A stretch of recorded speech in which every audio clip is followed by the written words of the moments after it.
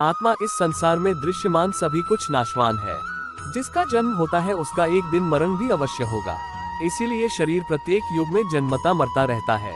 यह समझकर ज्ञानी जन शरीर के संबंध में मोह नहीं करते, किंतु शरीर में विद्यमान आत्मा अजन्मा, अविनाशी, अक्षर, अव्यय और नित्य है।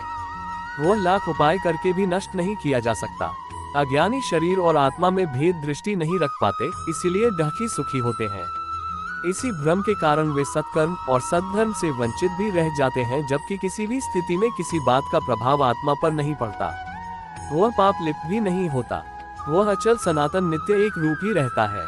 इस तथ्य को जानने वाला आत्मस्थ पुरुष मोह के कारण कर्तव्य मार्ग से विचलित नहीं होता। उसकी बुद्धि भी स्थिर और अडिग रहती है। निश्चल बुद्धि से किए गए अल्प साधन भी उत्तम फलदायी होते हैं। परमात्मा लोक वेद में प्रसिद्ध पुरुषोत्तम ही परमात्मा है। वह स्वयं प्रकाश किसी से प्रकाशित नहीं होता, अपितु सूर्य, चंद्र, नक्षत्र आदि उसी के प्रकाश से प्रकाशित होते हैं। अखिल ब्रह्मांड के कण कण में वह विद्यमान है। संसार में जो भी सर्वोत्तम सर्वोत्कृष्ट है वह परमात्मा तत्व ही है। ब्रह्मांड में समस्त ज्ञान, सौंदर्य, तेज, बल उसी परमात्मा का ही रूप है। सत और असत से परे वह इंद्रिय रहित होकर भी विषयों का भोगता है। वह संसार में उसी प्रकार पिरोया है जैसे मणियों में सूत्र पिरोया होता है। यद्यपि वह समस्त सृष्टि का कर्ता पोषक है और जीवों के शरीर में भी रहता है, किंतु लिप्त नहीं होता। वह अति सूक्ष्म होने के कारण अविज्ञेय तथा अति विराट होने के कारण अप्रमेय है। उसकी सत्ता अनंत एवं ज्ञान असीम है। वह अनंत ऐश्वर्य एवं विभूतियों का स्वामी है।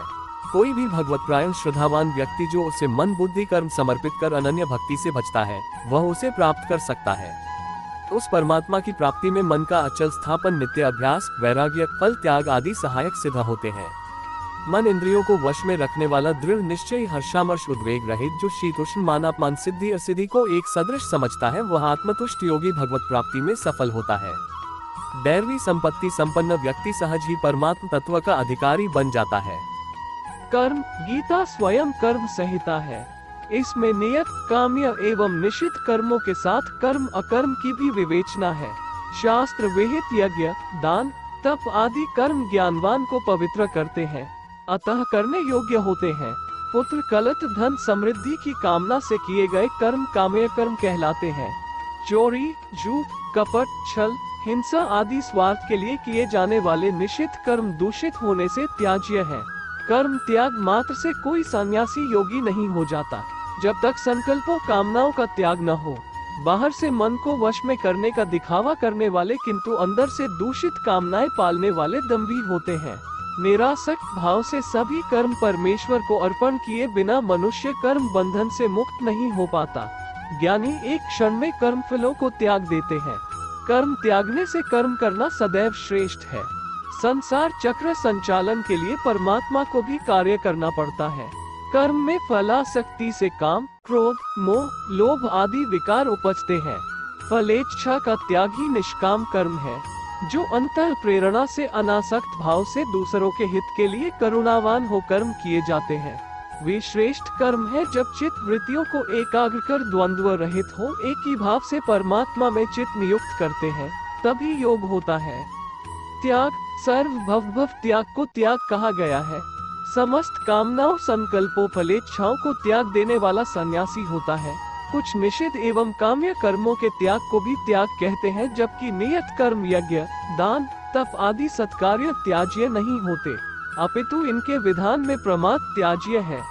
सामान्यतया आसक्ति, वासना, अहम भाव के त्याग को प्रमुख त्याग के रूप में स्वीकार किया गया है। सत्कर्म में गहरी रुचि, परम पुरुषार्थ में उत्साह, निस्वार्थ पर सेवा आदि त्यागी व्यक्ति के जीवन में उत्साह, प्रेम, प्रसन्नता, शांति एवं आनंद भर देते हैं। ब्रह्म विद्या से समुपबृंहित गीता कर्म योग का प्रतिपादक विश्व विश्रुत ग्रंथ रत्न है। ये ज्ञान क्षीराब्धि का नवनीत है। संपूर्ण वाङ्मय को यदि वासंतिक पराश्री कहें तो गीता निश्चय ही नवीन सहकार की दिव्य मंजरी है। परमानंद की अनुभूति के लिए गीता ज्ञान, कर्म और भक्ति की त्रिवेणी संगम का नव्य प्रयाग है।